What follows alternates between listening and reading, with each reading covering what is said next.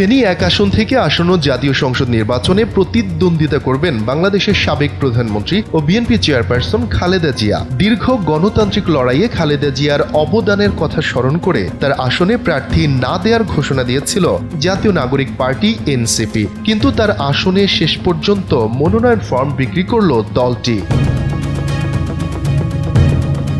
জানা গেছে, আসন্ন জাতীয় সংসদ নির্বাচনে ফেনী এক আসনে এনসিপি থেকে মনোনয়নপত্র সংগ্রহ করেছেন দলটির কেন্দ্রীয় কমিটির সদস্য ইহসানুল মাহবুব জোবায়ের। তিনি এনসিপির কেন্দ্রীয় প্রচার ও প্রকাশনা সেলের সদস্য।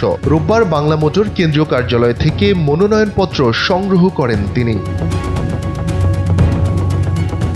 জোবায়ের জগন্নাথ বিশ্ববিদ্যালয়ে নৃবিজ্ঞান বিভাগ থেকে অনার্স ও মাস্টার্স শেষ করেছেন। তিনি ফেনীর আল জামেয়াতুল ফালাহিয়া কামিল মাদ্রাসা থেকে 2014 সালে মাধ্যমিক ও 2016 সালে উচ্চ মাধ্যমিক পাশ করেন। বর্তমানে জোবায়ের বোয়িং হাউস ব্যবসার সঙ্গে জড়িত রয়েছেন।